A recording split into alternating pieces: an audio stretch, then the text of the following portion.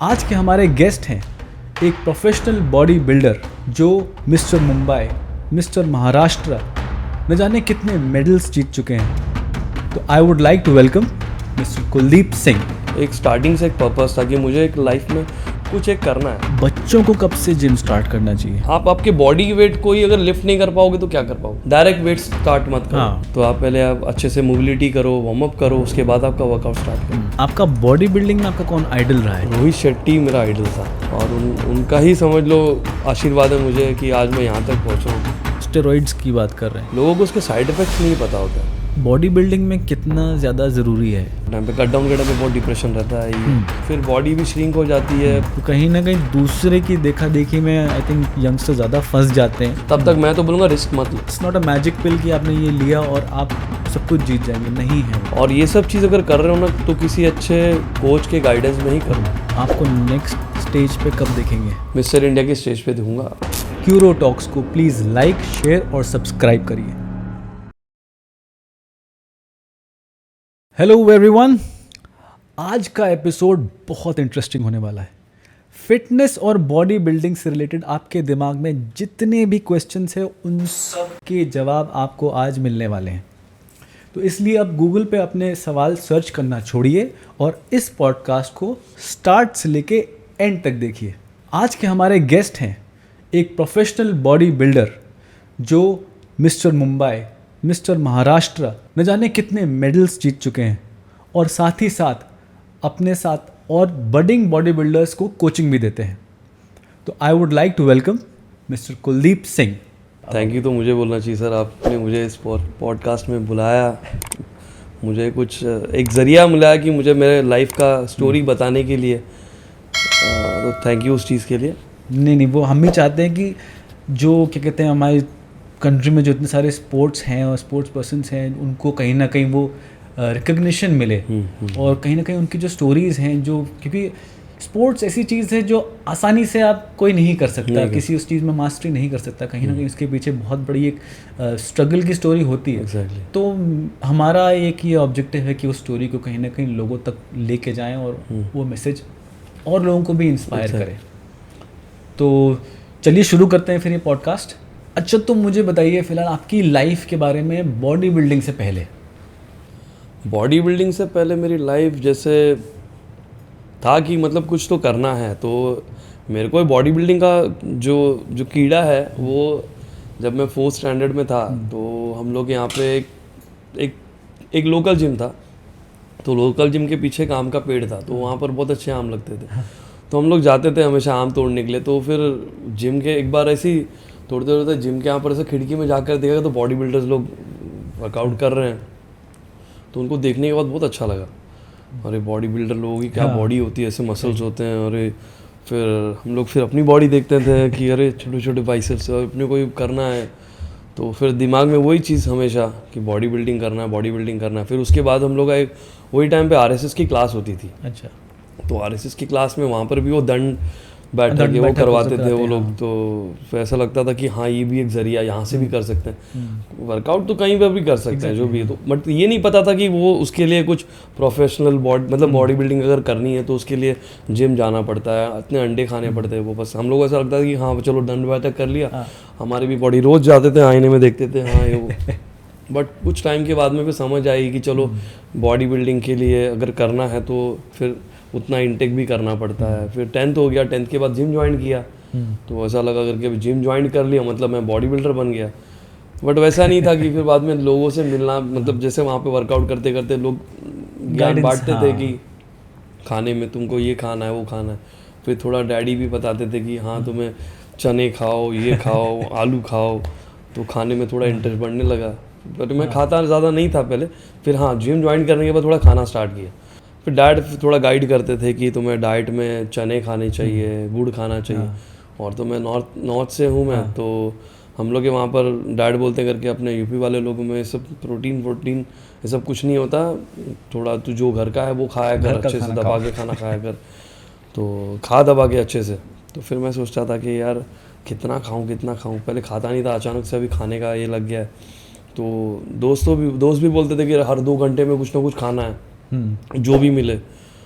तो फिर मैं रोटी कभी खा, कभी पनीर खा।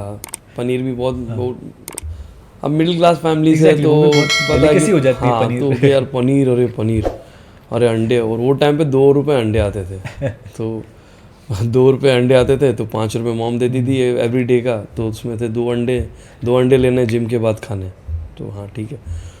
फिर धीरे धीरे फिर बाद में लोग वहाँ के जो थे बोलते कर अरे इससे अच्छे इक्विपमेंट से दूसरे जिम में जाते हैं वहाँ पर। तो वहाँ की फ़ीस थी 100 रुपीज़ पर मंथ, और वो मेरे यहाँ से कुछ 1.5 से 2 किलोमीटर थी। हाँ IIT बॉम्बे जो है उसके आगे एक मार्केट है। अच्छा हाँ। तो वहाँ पर गए, वहाँ पर जाने के बाद में देखे बहुत अच्छे इक्विपमेंट्स है। तो वहाँ पे कोच, वहाँ पे वो जिम का कोच था, तो वो बोला करके तुम लोगों को मैं ट्रेन करूँगा। हम लोग को मतलब मुझे बॉडी बिल्डिंग करना तो बहुत शौक था पहले से ही, तो उसने बताया करके तुमको अगर ट्रेनिंग करना है तो मैं तुमको ट्रेन करूँगा, बट मैं कुछ 200 रुपीज़ फीस लूँगा, तुम्हें एक्स्ट्रा चार्ज है। तो मेरा एक फ्रेंड था बबलू, तो वो और मैं, हम लोग सुबह 4 बजे हम लोग को बुलाता था वो। तो सुबह 3 बजे उठना, 3 बजे उठ के 4 बजे तक रेडी होना, रेडी होके फिर 4 बजे तक जिम में जाके फिर 4 से 6 तक वो हमें ट्रेन करता था, बिकॉज 6 बजे जिम ओपन होती थी। फिर ट्रेनिंग करने के बाद में फिर कॉलेज जाना है, फिर घर पे आके फिर रेडी होके फिर, बट नींद बहुत आती थी फिर से ऐसा, और जिम में वर्कआउट करने के बाद में तो जो जिम वाले होते हैं उनको थोड़ा नींद तो आता ही है, तो बस देखना कि बहाना कहाँ पे सोने को मिले चलती बस में सो जाते थे। फिर उसके बाद फिर कॉलेज हुआ, कॉलेज के बाद में फिर ऐसा लगा करके अभी ये फील्ड में जाना ही है। बॉडी बिल्डर्स ट्रेनर्स मेरे यहाँ पे दो लोग थे जो ट्रेनर थे मेरे यहाँ पे हीरानंदानी में, तो वो लोग काफ़ी अच्छा अर्निंग था उनका, तो बोला करके यार अच्छा इसमें अर्निंग भी बहुत अच्छी है, ट्रेनर बन जाते हैं। तो मैं ट्रेनर का कोर्स करने के लिए पूछा, तो मेरे एक फ्रेंड ने मुझे बता करके ऐसा सांता क्रूज में एक अकेडमी है, वहाँ पर जाओ तुम, तो वहाँ पर सर्टिफिकेशन करवाते हैं, वो 6 महीने का एक कोर्स होता है। तो मैंने वहाँ पे सर्टिफिकेशन किया, करने के बाद में फिर मैं एक स्टूडियो में काम करता था। तो एक स्टूडियो में मुझे जस्ट एक ट्रेनिंग एज ए ट्रेनी का जॉब लगा था वहाँ पे। वहाँ पर मैं स्टूडियो, मेरा नाइट शिफ्ट था। अच्छा। तो मेरा आफ्टरनून में मेरा एकेडमी जाता था, कुछ 2:30 से 5:30 तक का 3 आवर्स का मेरा लेक्चर होता था एवरी डे का। तो फिर वहाँ से फिर मैं आफ्टरनून में निकलता था घर से। मुझे इंटरेस्ट नहीं था बट वो स्टूडियो में, बट मुझे सिर्फ दिमाग में एक ही चीज़ था कि मेरे डैडी ने मुझे पुश किया था कि नहीं तू जा। प्रदीप मेरे कज़िन थे जो स्टूडियो में, काफ़ी अच्छी उनकी सैलरी थी, काफ़ी अच्छा अर्निंग था उनका, तो बोले इसमें फ्यूचर है, तू जा वो ज्वाइन कर। बट मुझे एक ही था कि मुझे मज़ा जहाँ आएगा वही मैं काम करूँगा, पैशन जहाँ पे होता है हाँ, तो वहीं जाना पड़ता। और मुझे बैठे रहना मुझे पसंद नहीं, एक जगह पे बैठे रहो, एक्टिव, हाँ, कुछ ना कुछ करते रहो, हाथ पैर चलते रहने चाहिए तो फिर बाद में फिर वहाँ से मैंने 1.5-2 महीने के बाद में फिर मेरा दिल नहीं कर, फिर वो स्टूडियो शिफ्ट हुआ लोखंडवाला में ही कहीं और शिफ्ट हो गया, और मुझे वहाँ पे जॉब लग रहा था बट मुझे नहीं करना था वो, मेरा सर्टिफिकेशन भी कंप्लीट हो गया था। तो फिर मुझे जॉब ऑफर आया, तो मेरे एक फ्रेंड से उन्होंने पता करके नासिक में एक जिम ओपन हो रहा है, तो वहाँ पर इंटर्नशिप वहाँ पे कर ले, 3 महीने का वहाँ पर एक कर ले काम, तो तुझे ये फील्ड के बारे में, तू ट्रेनिंग कैसे देना है तुझे, कैसे तू मतलब एज ए फ्लोर पे एज ए ट्रेनर तुझे कैसा रहना है, तो सब तुझे पता चल जाएगा, तू वहाँ पर जा। तो मेरे एक फ्रेंड है वहाँ, मतलब उन्होंने बताया कि मेरे एक फ्रेंड है निखिल करके, निखिल सर से जाके मिल वहाँ पर, तो वहीं पर रहना है तुझे, वहीं पे खाना है, वहीं पे ट्रेनिंग वेनिंग करना है। 4 आवर्स मेरा 8 आवर्स मेरा शिफ्ट था, स्प्लिट शिफ्ट था, morning 4 hours evening 4 hours. Okay. तो फिर मैं जॉब करता था, फिर वहीं पे एक गंगापुर रोड पे था ये जिम जो था, गंगापुर रोड पे था, नासिक का बहुत फेमस जगह है गंगापुर रोड। ओके। हाँ, तो फिर वहाँ पर फिर मुझे पता नहीं था वहाँ का कुछ तो फिर जिम भी करना है, शाम हो गई तो 6 to 10 वहाँ पर मेरा शिफ्ट था। उसके बाद में फिर शाम को मैं निकलता था रात को, मेरा एक फ्रेंड था रुपेश, वो हम लोग दोनों साथ में वहीं पर शाम को निकलते थे। फिर वहाँ पर भी थोड़ा बॉडी वॉडी बनाया मैंने। फिर उसके बाद में फिर मॉम बोलने लगी करके तू इतना हो गया तेरा कोर्स, तो तू जल्दी आ जा यहाँ पर। तो फिर मैं 3 महीने के बाद में फिर यहाँ पर आया। आने के बाद में फिर मेरी नसीब बहुत अच्छा कि ऊपर वाले की दया से मुझे, मैं जहाँ पे रहता हूँ वहीं पे पास ही में, मुझे पीछे की तरफ हीरानंदानी में 10 मिनट्स का वॉकिंग डिस्टेंस है, तो वहाँ पर मुझे जिम में जॉब लग गया। जॉब लगने के बाद में फिर, और बहुत अच्छी जिम हो, 24 आवर, अच्छा, हाँ 24/7 वाली जिम, पहली जिम थी बॉम्बे की। हाँ, बहुत बड़ी बात है। हाँ, और 2007-8 की बात है ये। तो फिर वहाँ पे से मेरा जर्नी स्टार्ट हुआ। फिर 2007-8 में मैं ज्वाइन करने के बाद में फिर मुझे बॉडी बिल्डिंग तो करना था। तो फिर बॉडी बिल्डिंग में फिर स्टेज शो कैसे करना है, तो वहाँ पे एक रोहित शेट्टी करके एक बॉडी बिल्डर था, तो वहाँ पर 2010 में मेरी उससे मुलाकात हुई। तो उसने बोला करके हाँ कर सकता, तो उससे थोड़ा बहुत गाइडेंस लेने लगा मैं लोकल कंपटीशन मैंने किया था। एक विक्रोली पार्क साइड एक जगह है, वहाँ पर एक कंपटीशन होता है लोकल कंपटीशन, तो मैंने वो एक कम्पीट किया था 2008 में। ओके 2008 में मैंने कम्पीट किया था। अच्छा। हाँ 2008 में मैंने कम्पीट किया था। तो वो टाइम पे तो सब मेरी तरह ही थे, पतले पतले थे। तो वहाँ पर मैंने पार्टिसिपेट किया। मुझे तो ऐसा लगता था कि मतलब मैंने जो मेरे दोस्त लोग तो मुझे बहुत मतलब उन्होंने मुझमें बोला था कि तेरा बॉडी बहुत अच्छा है, तू ही फर्स्ट है, टॉप 5 में तो तू ही है, बस टॉप 5 में तू ही है। फिर उसके बाद में वहाँ पे जाकर कंटेस्टेंट को मैंने देखा मेरे, तो मैं सब लोग बिल्कुल अच्छे साइज में और मैं पतला सा। बोला अरे, फिर मैं सोचा कि निकल जाऊँ यहाँ से। फिर फ्रेंड्स बोले नहीं चल कर ले, देखते हैं जो होगा होगा। फिर मैंने किया, उसके बाद में नंबर नहीं आया मेरा, बट फर्स्ट कॉल आउट में आया था मैं। अच्छा। फर्स्ट कॉल आउट में आया। मेरा पोजिंग स्टाइल बहुत अच्छा था, मुझे मतलब डांस वांस बहुत करना बहुत पसंद था, तो पोजिंग स्टाइल भी मतलब बहुत मैटर करता है actually competition, body building competition में। पोज कितना अच्छा तुम दे रहे हो, कैसे तुम स्टेज पे तुम्हारे जजेस को तुम कैसा रिप्रेजेंट कर रहे हो, तो वो भी बहुत इंपॉर्टेंट होता है। तो मुझे बहुत पसंद था स्टेज पे जाके। तो मैंने बट स्कूल टाइम पे मैंने स्टेज बोलते हैं ना स्टेज शो भी किया है, तो इसीलिए मुझे था कि एक किसी को फियर होता है हाँ कि स्टेज पे कैसे तुम्हें कैसे प्रेजेंट करना है, तुम्हारे बॉडी को शो कैसे करना है। तो मैं तो बहुत खुश था कि हाँ चलो ठीक है, भले नंबर नहीं आया चलो ठीक है, बट जाके सब ऑडियंस को देखना है, तो सब तो और अच्छा लगता था कि यार। फिर वहाँ से नंबर नहीं मिला, फिर उसके बाद फिर बोला करके यार अभी नेक्स्ट ईयर करते हैं कुछ ना कुछ और अच्छा, इससे बढ़िया करेंगे। बट कंपटीशन के बाद में फिर मेरे जिम में 2 लोग, मतलब सॉरी मैं जहाँ रहता हूँ वहाँ पे 2 लोग हैं। एक रुनेश घाड़ी करके था, वो ट्रेनर था अच्छा हीरानंदानी में, तो अच्छा अर्निंग था उसका। और एक उदय स्वामी करके था, उसका भी अच्छा अर्निंग था। तो मैं बोला था कि यार फ्यूचर में उसको यही करना है, बस मुझे भी ट्रेनिंग देना है, ट्रेन करना है और पैसे कमाना है, फिर आगे देखेंगे बॉडी बिल्डिंग का। 2011 में मैंने फर्स्ट कंपटीशन किया दादर में। अच्छा, फर्स्ट प्रोफेशनल? हाँ प्रोफेशनल मैंने बॉडी बिल्डिंग वहाँ से स्टार्ट की, मेरा करियर बॉडी बिल्डिंग का। तो फिर मैंने वहाँ से बॉडी बिल्डिंग स्टार्ट की, तो मुझे प्लेस नहीं लगा, बट मेरी बॉडी बहुत अच्छी कंडीशन में आ गई और मेरे जिम में भी मुझे और अच्छे क्लाइंट बनने लगे थे। ये बॉडी बिल्डिंग चीज़ ऐसी है ना कि यहाँ पर आपका एक्सपेक्टेशन और बढ़ते जाएगा।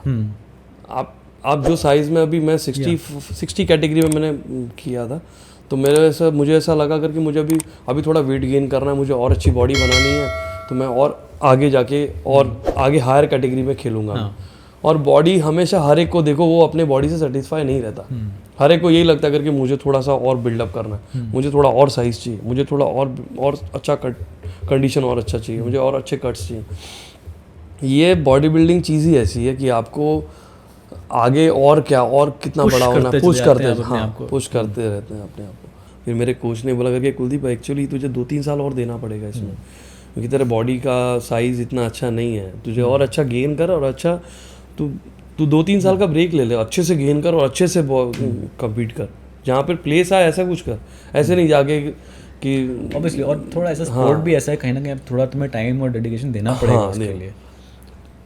तो फिर मैंने सोचा करके नहीं यार अभी अच्छा है कि यार एक अपने कोच है अपने साथ में, वो अपने को इतना पुश कर रहे हैं और क्या चाहिए यार, इतना बड़ा बॉडी बिल्डर है रोहित शेट्टी। फिर मैंने सीरियसली लिया इस चीज़ को और मैंने किया बॉडी बिल्डिंग। तो फिर वही 2014 में शादी हो गई मेरी। फिर वाइफ आने के बाद में फिर उसने बोली करके तू कर अच्छे से और अच्छे से कर। तो फिर मेडिकल सपोर्ट से थोड़ा बॉडी को मैंने और अच्छा ग्रो किया, कंडीशन और अच्छा किया, बेटर कंडीशन किया। तो वो टाइम पे मैंने 2011 में जहाँ पर मैं हारा था मैं कंपटीशन, नेक्स्ट टाइम करूँगा ना यहाँ से प्लेस लेके ही जाऊँगा। और वो टाइम पे ऐसे ही हुआ। फिर मैं वहाँ पे फर्स्ट मेरा वहाँ पर प्लेस लगा था, मतलब थर्ड प्लेस, ब्राउन मेडल मेरा लगा था वहाँ पे। तो फिर मैंने थर्ड प्लेस मेरा लगा, मैं बहुत खुश हो गया। फिर मेरा वो एक अरविंद सोनी मेरा एक फ्रेंड था, तो उसको मैंने कॉल किया, मैंने बताया भाई मेरा थर्ड प्लेस लगा, वो बहुत खुश। फिर वो लेने को आया, फिर हम लोग रात को फिर पार्टी वार्टी किए। फिर बोला करके अभी और आगे अच्छा परफॉर्म अभी करना है मुझे। उसके बाद में एक और कंपटीशन था जोगेश्वरी में, फिर वहाँ पर भी मेरा मेरा एक और मैं हायर कैटेगरी में चले गया था।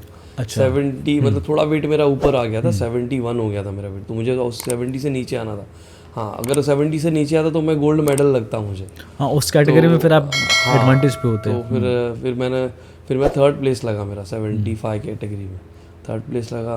तो फिर मैं और खुश, मैं बोला चलो भाई अभी आगे। ये तो कौन सा मुंबई साल से- था? ये साल था 2014-15। ओके। हाँ, तो मतलब ये जनवरी का टाइम था 2015 में, जैन में मैंने कम्पीट किया था वहाँ पे। तो उसके बाद फिर बट ये 3 महीना कंटिन्यू वो प्रेप करना, डाइट करना, ये सब ना सस्टेन करना नहीं बहुत होता, टैक्सिंग हो जाता है बॉडी पे। हाँ, और वो बार बार वही बॉयल चिकन राइस, वही एक ही खाना वही खा diet, के बोर हो गया था। फिर मैंने नहीं किया। 10 दिन बाद मुंबई श्री था, मैं बोला कि नहीं हो पाएगा मुझसे, फिर मैंने वहाँ पर गिव अप किया। फिर बोला नेक्स्ट ईयर और अच्छा करके मैं मुंबई श्री टारगेट करूँगा। फिर 2000 मैंने 16-17 में फिर से मैंने बॉडी बनाई। तो मुझे जब मेरे लास्ट कंपटीशन खेला तब से मुझे पता चला करके कॉम्पीट अगर करना है तो डेट हम लोग को डिसाइड करना है पहले से। तो पहले से ही मैंने डेट डिसाइड किया था कि मुझे टारगेट ही मुंबई श्री करना है। फेब में मुंबई श्री होता है, तो मुझे कट डाउन मैंने दिसंबर से स्टार्ट करना है। तो पहले मैं क्या करता था, कट डाउन में स्टार्ट करता था सितंबर अक्टूबर से मैं कट डाउन स्टार्ट करता था। तो सितंबर अक्टूबर से कट डाउन स्टार्ट कर तो दिसंबर तक मैं बहुत मतलब फटीग हो जाता है बॉडी, फटीग हो जाता था बॉडी भी। फिर एक महीना और मतलब ऐसा एक दिन भी ऐसा लगता था कि एक दिन भी और मैं करूँगा तो फिर मैं यार मतलब बहुत डिप्रेशन में रहता था वो टाइम पे। कट डाउन के टाइम पे बहुत डिप्रेशन रहता है ये तुम्हें लो कार्ब्स पे रहना है, फिर दिन भर तुम्हें काम भी करना है, बॉडी वर्कआउट भी करना है, बॉडी को मेंटेन रखना है, और एवरी डे तुम्हें बॉडी को देखना है कि बॉडी कहीं वाटर तो नहीं होल्ड कर रहा है बॉडी। एग्जैक्टली। इस बार मैंने प्लान किया था स्टार्टिंग से ही कि जैन से ही मैंने प्लान किया था कि नेक्स्ट मैं मुंबई श्री करूँगा तो दिसंबर से मेरा कट डाउन स्टार्ट करूँगा, ताकि वो फरवरी हाँ, तक तो आपकी तक कंडीशन मैं अच्छी रहे। अच्छी कंडीशन में मैं नहीं तो क्या होता है कि एंड में फिर बॉडी भी श्रिंक हो जाती है, बॉडी इतना अच्छा स्टेज पे लगता, बॉडी का कंडीशन स्टेज पे नहीं इतना अच्छा फुलर लगता। वाला जो और look ऑर्गन होता पे है। अलग से लोड रहता है, हाँ वो भी है। वो स्ट्रेस ऑर्गन को भी नहीं देना, क्योंकि तो साल बोलते जैसे जैसे अगर आपका उम्र बढ़ता है तो ऑर्गन भी वीक होने लगते हैं ना। 25 की एज में तुम अच्छा परफॉर्म कर सकते हो काफ़ी टाइम तक, और एक 35 क्रॉस करने के बाद में अभी मैं ये बॉडी बिल्डिंग 2011 से कर रहा हूँ। तो मुझे ये बॉडी बिल्डिंग में समझ लो एक 10-11 साल मुझे हो गए। मैंने अच्छे से प्रोफेशनली स्टार्ट किया 2014 से, तो 10 साल मुझे हो गए। तो अब जाके मुझे मतलब इतने साल के बाद मुझे अब पता लगा है करके कितना टाइम, अगर आपको कोई कंपटीशन टारगेट करना है, जैसे जनवरी में कोई कंपटीशन है तो उसके लिए प्रिपरेशन कब से आपको स्टार्ट करना है, गेनिंग आपको कब से करना है, वो मुझे अब जाके पता। तब मुझे अभी 1-1.5 साल से मैं अपने बॉडी पे उतना वर्क कर रहा हूँ, तो मुझे पता है कि मेरे बॉडी कब अच्छा रिस्पॉन्स करेगी, गेनिंग में अच्छा गेन कब तक मैं कर पाऊँगा, कितने वीक तक मैं गेनिंग अच्छा कर पाऊँगा, कितने वीक के बाद मेरे बॉडी में अच्छा कंडीशन आएगा। तो मेरे स्टूडेंट्स को भी मैं यही बताता हूँ कि जितना पेशेंस रखोगे उतना अच्छा रिजल्ट आपको मिलेगा। सो पेशेंस भी बहुत इंपॉर्टेंट है। आई थिंक बॉडी बिल्डिंग तो है ही स्पोर्ट ऐसा कि उसमें एक एक मील एक एक वर्कआउट कहीं ना कहीं काउंट कर रहा है, और वो बिल्डअप कर रहा है कहीं 1 साल बाद या 2 साल बाद की उस पोजीशन के लिए। तो पेशेंस तो आई थिंक है ही इसमें बहुत ज़रूरी। आपका बॉडी बिल्डिंग में आपका कौन आइडल रहा है जिसको आप हमेशा से एक आइडल की तरह मानते हो, लुकअप करते हो? बॉडी बिल्डिंग में मेरा आइडल रोहित शेट्टी मेरा आइडल था। अच्छा। हाँ, जिसको मैंने देखा था 2010 से, और उसको देखने के बाद ही मेरे दिमाग में एक आया था कि मुझे बॉडी बिल्डिंग करना है, मुझे ऐसी बॉडी बनानी है। तो रोहित शेट्टी बहुत अच्छे इंसान है वो, उन्होंने मुझे बहुत सपोर्ट किया, और उनके बोलते ना वो जैसे उनने वो टारगेट करते थे कि मेरा कंपटीशन अभी है तो मुझको कितना टाइम पहले से मुझे गेनिंग करना है, कट डाउन करना है, उनसे मैंने बहुत कुछ सीखा। और उनका ही समझ लो आशीर्वाद है मुझे कि आज मैं यहाँ तक पहुँचा हूँ। शायद कहीं ना कहीं वो फ़र्क आ जाता है ना कि ट्रेनर का काम क्या होता है और एक गाइड का काम क्या होता है। तो वो एक गाइड कहीं ना कहीं एक हायर वो देता है आपको, एक नॉलेज देता है उस चीज़ के लिए, और एक कंसर्न कहीं ना कहीं एक जो फ्रॉम द हार्ट होता है ना, वो वाली बात अगर आ जाती है गाइड में। बाय द वे मैं ऑडियंस को बता दूं, ये रोहित शेट्टी फिल्मों वाले रोहित शेट्टी नहीं है, ये professional body builder Rohit Shetty है। जस्ट इन केस लोग हाँ काफी लोग मुझसे पूछते हैं, अरे रोहित शेट्टी तुझे गाइड करता है तो वो बॉडी बिल्डर है? नहीं यार, बॉडी बिल्डर नहीं है वो, एक्चुअली वो रोहित शेट्टी की अलग है, वो बॉलीवुड वाला, और ये रोहित शेट्टी अलग है बॉडी बिल्डिंग वाला। रोहित शेट्टी ने काफ़ी मतलब उन्होंने मिस्टर इंडिया में काफ़ी अच्छा प्लेस लगाया उनका, और टाइटल विनर नहीं है बट हाँ उनके ग्रुप में वो गोल्ड विनर है। उसके बाद में मिस्टर एशिया में वो गोल्ड विनर है।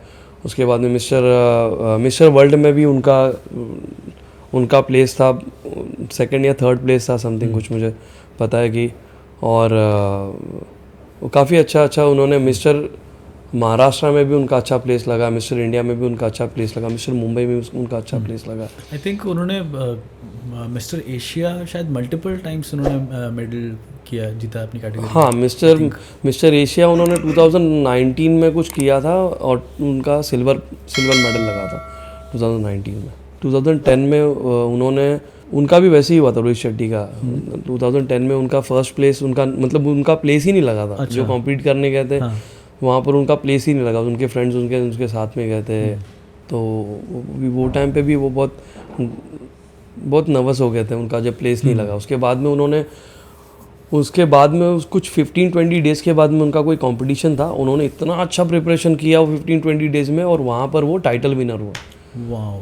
हाँ, उससे मुझे बहुत मतलब वो टाइम पे मेरे सामने की बात है ये। वो मेरे जिम में आते थे वर्कआउट करने को, तो 15-20 डेज़ में जो ट्रांसफॉर्मेशन उन्होंने लाया था, तो उनको देख के तो मतलब काफ़ी लोग हिल गए थे कि अरे रोहित शेट्टी ने क्या ट्रांसफॉर्म किया यार। उन्होंने डायरेक्ट टाइटल विन। हाँ, 75 केजी का उनका वेट था वो टाइम पे। 75 केजी वेट कैटेगरी में उन्होंने टाइटल विन किया था। और वो परेल महोत्सव करके एक कॉम्पिटिशन होता है परेल में, तो वो उन्होंने वहाँ पे टाइटल विन किया। उसके बाद बैक टू बैक उन्होंने काफ़ी टाइटल जीते। उसके बाद में उन्होंने मुंबई श्री में भी काफ़ी अच्छा प्लेस आया था उनका। फिर उसके बाद से उनका जर्नी मैंने देखा करके, प्लेस पे प्लेस उनके कंपटीशन में हम लोग चीयर अप करने जाते थे। उनको देख के ऐसा लगता था करके मैं भी एक दिन स्टेज पे जाऊंगा तो मुझे भी ऐसे लोग आएंगे चीयर अप करने के लिए। और वो अब हो ही गया है। यस। अच्छा, ये मुझे जानना है कि बॉडी बिल्डिंग में कितना रोल जेनेटिक्स का होता है? देखने जाए तो बॉडी बिल्डिंग में पूरा रोल जेनेटिक्स का ही है। ओके। हाँ, अभी कैसे होता है कि अभी बॉडी में भी 3 टाइप होते हैं। एक्टोमॉर्फ होता है, मेसोमॉर्फ होता है, और तो ये 3 एंडोमॉर्फ। तो ये 3 टाइप जो होता है, अभी जो एक्टोमॉर्फ होते हैं उनका बॉडी का BMR लेवल बहुत हाई होता है। ओके। तो उन्हें बहुत खाना पड़ता है। हाँ, क्योंकि वो तुरंत बर्न हो जाता है। यस। उनका बॉडी का मेटाबॉलिज्म इतना हाई रहता है कि वो कुछ भी खाए तो बहुत जल्दी डाइजेस्ट होके, और वो बॉडी उनका, जैसे जहाँ पर अगर कोई मेसोमॉर्फ है, अगर वो बंदा जैसे उसको गेन करना तो वो जल्दी गेन कर लेगा, बिकॉज उसका मेटाबॉलिज्म थोड़ा स्लो है। अभी जो एक्टोमॉर्फ है उसका मेटाबॉलिज्म हाई है, तो उसको ज़्यादा खाना पड़ेगा, उसको ज़्यादा पुश करना पड़ेगा। तो ये जेनेटिकली अगर आपको करना है तो मैं तो बताऊंगा कि आपका जो भी अगर स्पोर्ट्स अगर चूज़ करते हो, जैसे अगर स्पोर्ट्स में पहले से दिलचस्पी थी, तो मेरा बॉडी एक्टोमॉर्फ था, तो मेरा बॉडी अच्छा कंडीशन में पहले से ही रहता था, तो मुझे पता था कि मैं जल्दी से यहाँ पर ये स्पोर्ट्स में मुझे अच्छा एडवांटेज है कि मेरा बॉडी बहुत जल्दी कट होता है। हाँ, बट मुझे ये था कि मुझे बहुत पुश करना पड़ता था खाने के लिए, गेन करने में उतना टाइम लगेगा, लेकिन हाँ कटिंग जल्दी हो जाएगी, जल्दी होता था मेरा बॉडी।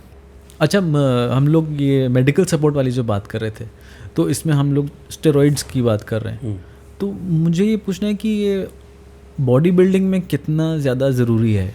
होता क्या है सर, लोगों को कैसा होता है कि स्टेरॉइड्स लगता है करके एक थोड़ा सा स्टेरॉइड्स हम लोग यूज़ करें तो क्या हो सकता है, लोगों को उसके साइड इफ़ेक्ट्स नहीं पता होता है। और ये सब चीज़ अगर कर रहे हो ना तो किसी अच्छे कोच के गाइडेंस में ही करो।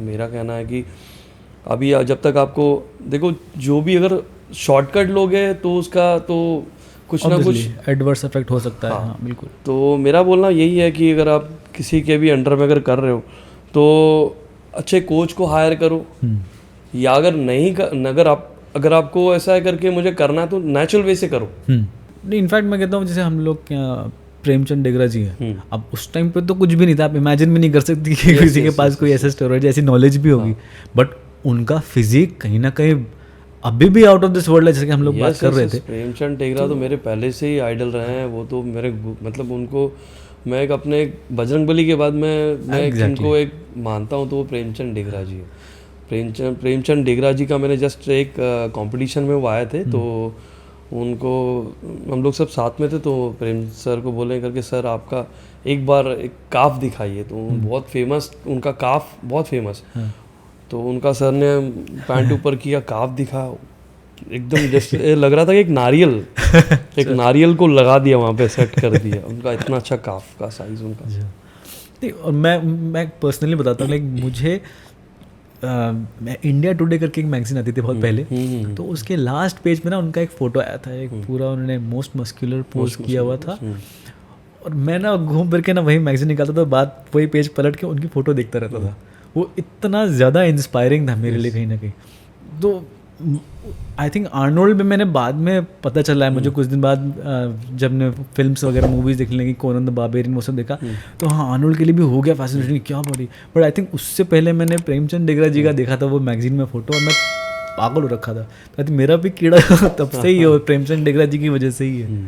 तो वो इन्फ्लुएंस है उनका। और उस समय कोई ऐसा स्टेरॉइड वगैरह कुछ नहीं था, पूरा 100% नेचुरल बॉडी। तो आई थिंक ऐसा ये नहीं कह सकते कि हाँ पॉसिबल ही नहीं है, बट जैसा आप कह रहे हो कि आजकल की जनरेशन को सब तुरंत ही चाहिए, जल्दी चाहिए, तो वो एक रीज़न है जिसकी वजह से आजकल ज़्यादा यूज़ हो गया इसका।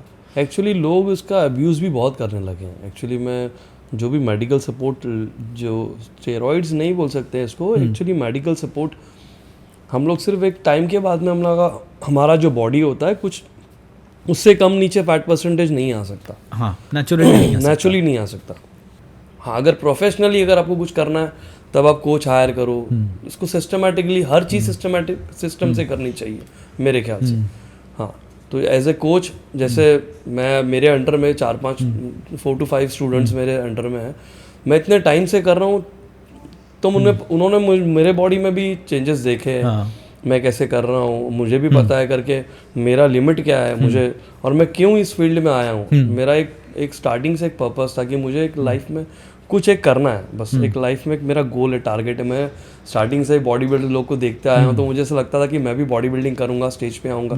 बट उसके लिए मुझे प्रॉपर मैंने गाइडेंस लिया, अच्छे कोच के अंडर में मैं भी काफ़ी टाइम से सीखा। मुझे अभी 10-11 साल हो गए इस बॉडी बिल्डिंग में। आजकल बहुत ज़्यादा ट्रेंड चल रहा है, काफ़ी बॉडी बिल्डर लोग फॉलो करते हैं, बट फॉलो करने से पर्सनली तुम जाके उनसे मिलो या तुम ऑनलाइन उनसे कोचिंग लो। सोशल मीडिया में हम देखते भी हैं, अगर कोई बॉडी बिल्डर कुछ अमाउंट ऑफ डोज ले भी रहा है, बट वो उसके रिक्वायरमेंट के लिए स्पेसिफिक है ना, वो उसके लिए है। जब तक तुम उनकी गाइडेंस से लोगे कि उन्हें कितनी डोज लेनी है, उनका रिक्वायरमेंट क्या है, उनका वेट क्या है, बॉडी मास इंडेक्स क्या है उनका, तो उस हिसाब से आई थिंक सारी डोज चेंज होती हैं। और स्पेशली अगर कि जब आप गेनिंग फेज में हैं या जब आप कंडीशनिंग फेज में, उन सब के लिए आई थिंक सबके लिए अलग अलग डोजेज होती हैं, अलग अलग मेडिसिन होती हैं। तो वो आई थिंक प्रॉपर गाइडेंस से ही आता है। और मुझे आई थिंक पर्सनली मुझे ऐसा लगता है कि आजकल यंगस्टर्स के साथ ये प्रॉब्लम है कि वो स्टेज पे या सोशल मीडिया पे देखते हैं कि हाँ इन्होंने ये ले लिया है और अब ये कटिंग आ गई है, तो अब चलिए मैं भी यही करता हूँ। तो कहीं ना कहीं दूसरे की देखा देखी में आई थिंक यंगस्टर ज़्यादा फंस जाते हैं, rather than going the right way या गोइंग द हार्ड वे, कि हाँ मेहनत करते हुए करो या प्रॉपर गाइडेंस से, जैसे कि हम लोग कह रहे हैं कि अच्छे कोचेस हायर करके करो। अभी लोगों को लगता है करके अरे उसका बॉडी का फैट परसेंटेज ये है, तो मुझे भी ना ये बॉडी फैट परसेंटेज लाना है, तो मैं अभी वो क्या कर रहा है, जैसे ये कर रहा है तो मैं भी ऐसे ही करता हूँ मेरा भी। बट उसके पीछे उसने कितना कॉम्प्रोमाइज़ किया है, उसने कितना उसका हार्ड वर्क है उसके पीछे, वो कितना कुछ, बट वो सब चीज़ नहीं करेंगे। बस उसने वो चीज़ लिया, अरे उसने वो प्रोटीन लिया तो मैं भी वो प्रोटीन लूँगा, मेरा बॉडी, ये सब नहीं है, ये सब नहीं करना चाहिए। जितना अभी हो सके किसी के अच्छे गाइडेंस में करो, और मैं तो कहूँगा कि नेचुरल वे में करो।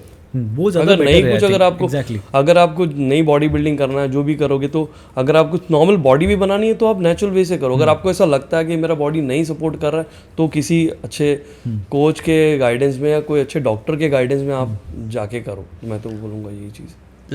आई थिंक मैंने एक इंटरव्यू में सुना था कि रॉनी कोलमैन आई थिंक अपने सेकेंड ओलंपिया तक ही वॉज नेचुरल ओनली, उन्होंने सेकेंड ओलंपिक के बाद से स्टेरॉइड्स का लेना यूज़ शुरू किया था। देखने जाए तो उतना बॉडी में उतना फैट लो फैट परसेंटेज लाना वो बिना मेडिकल सपोर्ट के तो नहीं हो सकता वो चीज़। आई थिंक भाई वो नेचुरली तो मैं यही बोलूँगा अगर नेचुरली आप उतना फैट परसेंटेज नहीं ला सकते नेचुरली। अच्छा, उतना बड़ा मसल मास एग्जैक्टली, हाँ उतना, वही मैं कह रहा हूँ, उतना मसल मास और उतना कम फैट परसेंटेज का बैलेंस बनाना वो रॉइड्स के थ्रू ही हो सकता है उस लेवल में, रॉनी कोलमैन लेवल पे। बट उसके लिए भी अगर आप लेते हो तो वो जो रॉनी कोलमैन जो लेवल पे था, उसने उसके साथ में उसका कोच था, उसके डॉक्टर्स थे, उसके साथ प्रॉपर टीम है उनकी, प्रॉपर टीम है उनकी, कायरोप्रैक्टिस, फिजिशियंस, बाकी डॉक्टर्स अलग, स्पेशलिस्ट अलग।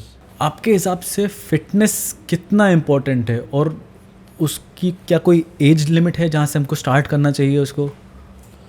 फिटनेस स्टार्ट करने के लिए सर कोई एज लिमिट नहीं है एक्चुअली। मैं आपको फिटनेस के लिए, फिटनेस मतलब कि आपको कोई भी एक्टिविटी आप इजीली कर सको। हर इंसान ये चाहता करके मैं इजीली रन कर सकूं, मैं इजीली कुछ भी लिफ्ट कर सकूं। आपका बॉडी वेट को आपको लिफ्ट करना, हर इंसान चाहता है कि मैंने सबसे पहले मेरे बॉडी वेट को लिफ्ट कर सकूं। मतलब जो भी है, अगर आप सोचते हो करके मुझे रन करना है, मुझे स्विम करना है, मुझे कोई लिफ्ट करना है, तो मैं इजीली कर सकूं मैं। और उसके लिए कोई एज लिमिट नहीं है सर। हम लोगों के आजकल के जनरेशन को ऐसा हो गया ना करके, आजकल क्या हो गया कि सोशल मीडिया इतना एक्टिव हो गया है और फ़ोन्स में लोग इतना टाइम देते हैं कि वो अपने बोलते हैं ना बॉडी में जो इन्फ्लामेशन बढ़ता है, आपका रेस्ट, आपका स्लीप साइकिल, पहले लोग 6-7 आवर्स कंपलसरी सोते थे रात को, आजकल नींद भी कम हो गई है। रोज़ रात को 12-1 बजे तक आप फ़ोन देखोगे तो सोओगे कब? फिर वो उठना है सुबह 6 बजे, ऑफिस जाना है आपको। ओके, तो मैं तो ये बोलूँगा करके फ़ोन पे आप लोग टाइम थोड़ा कम दो। 1 घंटा पहले सोने से 1 घंटा पहले फ़ोन रख दो, ठीक है? किसी किसी के फ़ोन पे ही काम चलता है, तो 1 घंटा पहले सोने से 1 घंटा पहले फ़ोन को रख दो आप। मैं बोलूँगा करके अगर फ़ोन पे कुछ देखना ही है तो आप हेल्थ रिलेटेड थोड़ा टाइम वहाँ पर भी दो, हेल्थ रिलेटेड। मैं नहीं किसी को बोलूँगा करके आप फ़ोन नहीं मत देखो, फ़ोन देखो, बट थोड़ा सा टाइम वहाँ पर दो करके कुछ सीखने के लिए। आपके डाइट में आपको क्या खाना सही है, ओके, कौन से एज के लिए आपको कितना खाना है, ओके, कौन से एज के लिए कितना, बोलते ना कौन क्या क्या चीज़ अवॉइड करनी है। तो एक सर्टेन एज के बाद में आपको शुगर कम कर देना चाहिए, ओके। जो लोगों को आजकल शुगर का क्रेविंग जो हो रहा है ना, वो शुगर वो तो बढ़ते ही जा रहा है। एग्जैक्टली, ओके, तो वो सही नहीं है बॉडी के लिए। उसके लिए अगर आप जो खा रहे हो उसके लिए आपको उतना मेहनत भी करना है, बट लोग क्या कर रहे हैं, मेहनत कम कर रहे हैं, खा ज़्यादा रहे हैं।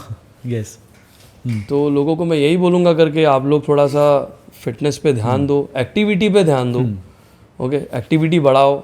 जो भी आप फ़ोन देखते हो, फ़ोन में कुछ सीखने का, कुछ एक टाइम दो सीखने के लिए भी, कि आपको वर्कआउट में क्या करना चाहिए। आजकल फीमेल्स लोगों को रील्स पे आजकल बहुत देख रहा हूँ मैं, फीमेल्स लोग वो अपना व्यूज़ बढ़ाने के लिए, फॉलोअर्स बढ़ाने के लिए रील्स डालते हैं, और ज़्यादातर लेग्स वर्कआउट के लिए बहुत ज़्यादा फीमेल्स लोग, वो कुछ यंगस्टर्स फीमेल्स बहुत ज़्यादा रील्स बनाते हैं, सब लेग्स वर्कआउट होता है, स्क्वाट्स, दिखावा बोलते हैं ना आजकल, दिखावा, रील्स, मतलब व्यूअर्स बढ़ाओ, ओके, फॉलोअर्स बढ़ाओ। तो मैं तो यही कहूँगा करके आप लोग जो भी करोगे तो एक कोच के अंडर में करो, एक प्रोफेशनल, एक प्रॉपर बैलेंस बना के, हाँ, जो भी है फॉर्म एंड टेक्निक में करो। मैं ये नहीं बोलूँगा करके कि आप कोच हायर करो, मतलब जो भी है कोई कोच के अंडर में करो कुछ टाइम सीखने के बाद। और कुछ भी करोगे तो किसी से पूछ के, कोई ट्रेनर से पूछो कि आप क्या, सर अब मैं सही कर रही हूँ या नहीं कर रही हूँ, सर मैं ये सही है, फॉर्म सही है कि नहीं है ये, ओके। आप लोग जो यूट्यूब पे टाइम देते हो तो फॉर्म एंड टेक्निक पे भी टाइम दो कि मेरा फॉर्म क्या होना चाहिए। जो प्रोफेशनल जो बॉडी बिल्डिंग करते हैं, मतलब प्रोफेशनली जो स्क्वाट लगाते हैं, उनको देखो क्या फॉर्म में वो कर रहे हैं। ऐसा नहीं आप डे बाय डे लोगों क्या क्या कर रहे हैं, व्यूज बढ़ाने के लिए वेट्स पे वेट्स बढ़ा रहे हैं और उस पर हो जा रही है इंजरी, टेक्निक, और इंजरी होने के लिए को ज़्यादा, हाँ वो टेक्निक बहुत इंपॉर्टेंट है, टेक्निक तो बहुत इंपॉर्टेंट है। आपका फॉर्म एंड टेक्निक क्या होना चाहिए। वो लोग क्या करते हैं करके, अरे मैंने आज मेरा PR ना 100 kg का PR हो गया, अरे आज मेरा, अरे मेरा तो 110 का है।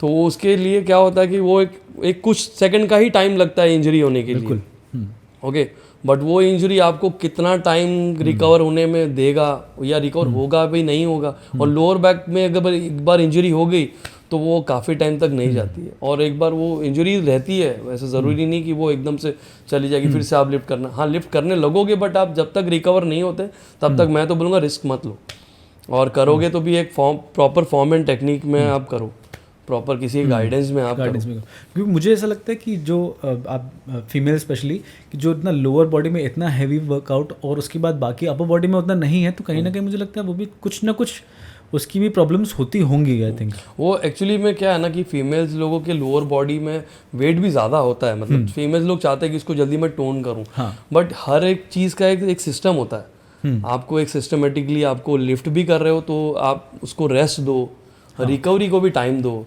और आप डाइट भी अच्छे से फॉलो करो। ओके, मैं तो यही बोलूँगा करके आप किसी के भी अच्छे गाइडेंस में करो, जो भी कर रहे हो स्टेप बाय स्टेप करो, ऐसा नहीं करके व्यूवर्स बढ़ाने के लिए आप इतना लोड डाल दिया आपने।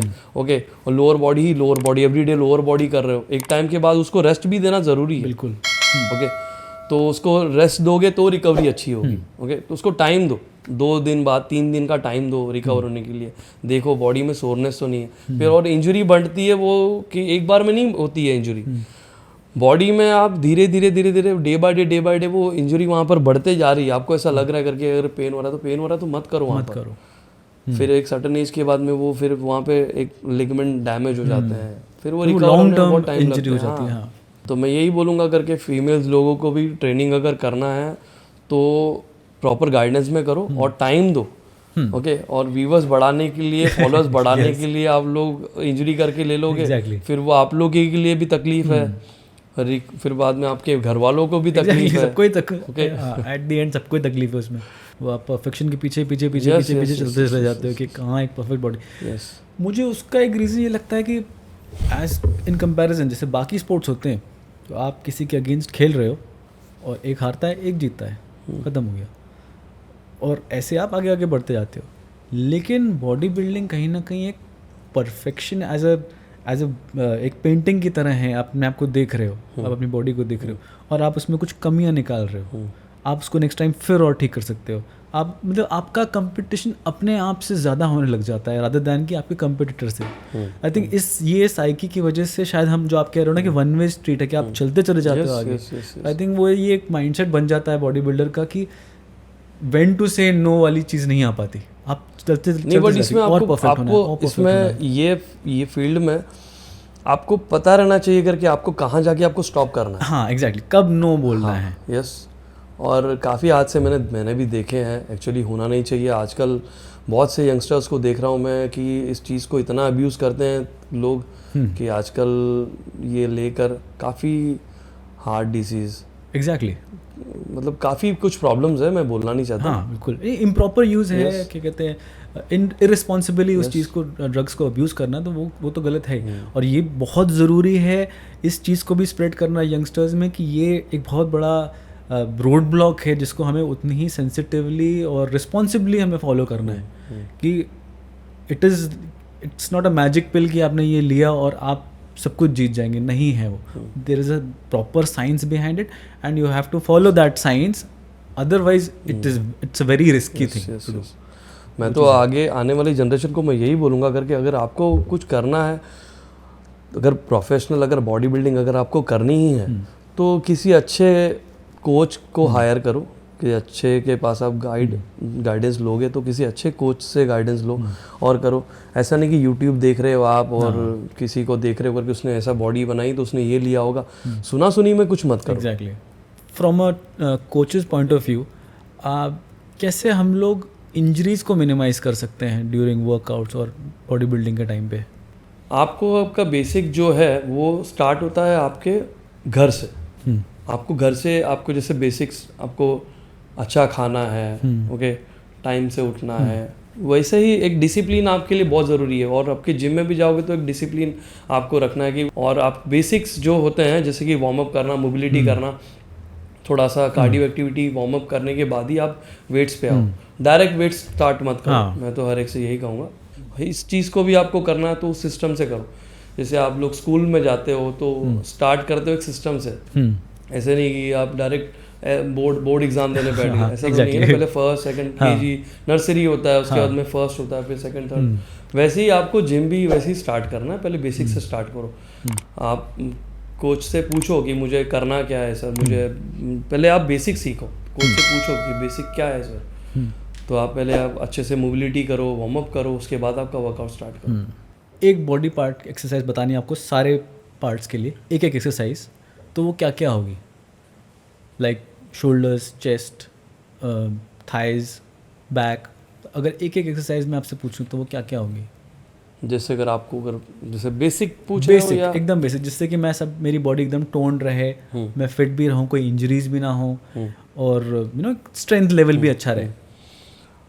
जिम में अगर जा रहे हो तो आप जाओगे तो बेसिक से स्टार्ट करोगे तो जस्ट सबसे बेस्ट है पुशअप्स। आप आपके बॉडी वेट को ही अगर लिफ्ट नहीं कर पाओगे तो क्या कर पाओगे? आपको तो पहले टारगेट करना है कि आपके बॉडी वेट को लिफ्ट करना है। तो स्टेप बाय स्टेप आप देखो कि आप पुशअप्स कैसे लगा रहे हो। तो पहले हाफ पुशअप से स्टार्ट करो, जो नी पुशअप, सपोर्टेड पुशअप्स होते हैं। ओके, तो पहले आप अच्छे से वार्म अप करो, वार्म अप करने के बाद में आप पुशअप्स लगाओ, बॉडी वेट पुल करो, पुलअप्स करो, ओके, स्क्वाट लगाओ। ऐसा नहीं कि आजकल लोग जिम में जाते हैं तो डायरेक्टली वो देखते हैं करके, अरे वो तो इतना उठा रहा है तो मुझे यार उतना तो मैं उठा ही लूँगा। फिर वो एकदम शॉर्टकट में, हाँ 2 दिन नहीं हुआ जिम कर, बेसिक पहले बेसिक, मैं तो बोलूँगा कि पहले आप बेसिक समझो। ओके, और ज़रूरी है जिम ही जाना है आपको। जो लोग अगर अफोर्ड नहीं कर सकते या जिनके पास टाइम नहीं है वो घर पे भी कर सकते हैं। 10 मिनट आपको देना आपके बॉडी के लिए, 10 मिनट्स एक नॉर्मल बॉडी के लिए। हाँ, एक जैसे स्क्वाट्स लगा लो, ओके, एक 20-20 के 2 सेट स्क्वाट लगा लो, 20-20 के 2 सेट नमस्कार, सूर्य नमस्कार लगा लो। ओके, योगा भी कर सकते हो आप। ओके, तो मैं यही बोलूँगा करके आपको नॉर्मल बेसिक वर्कआउट है, आपको एक सूर्य नमस्कार और बैठक, जिससे आप पूरी तरह से फिट रह सकते हो। ओके, जो सूर्य नमस्कार में भी ज़रूरी नहीं है आपको सूर्य नमस्कार नहीं आ रहा है तो आप बोलोगे करके अरे मुझे तो आ ही नहीं रहा है, अभी सूर्य नमस्कार कैसे लगाऊं? तो वो उसी को बोल रहा हूँ करके आप यूट्यूब जो अब देखना है फ़ोन पे, तो यही सब आप यही सब सीखो। थोड़ा सा टाइम दो इस चीज़ के लिए कि क्या फॉर्म होना चाहिए। 10 मिनट में भी इनफ है आपके लिए, दिन भर के आपका लोअर बैक स्ट्रांग रहेगा, मेंटली आप एकदम फिट रहोगे। ओके, तो यही बोलूँगा करके आपकी एक्टिविटी बढ़ानी है तो थोड़ा सा टाइम बॉडी को देना पड़ेगा। अच्छा, सबसे ज़्यादा कॉमन प्रॉब्लम या कॉमन गोल आपने क्या सुना है अपने क्लाइंट से? आजकल लोगों को ऐसा होता है ना कि आपका गोल हर एक को होता है करके मेरे को ना फ्लैट स्टमक चाहिए सर, मुझे ना फ्लैट स्टमक चाहिए, 6 पैक चाहिए, थोड़े से शोल्डर ब्रॉड चाहिए, एकदम फिट बॉडी चाहिए। इम्प्रूवमेंट आपके बॉडी में ओवरऑल होगी।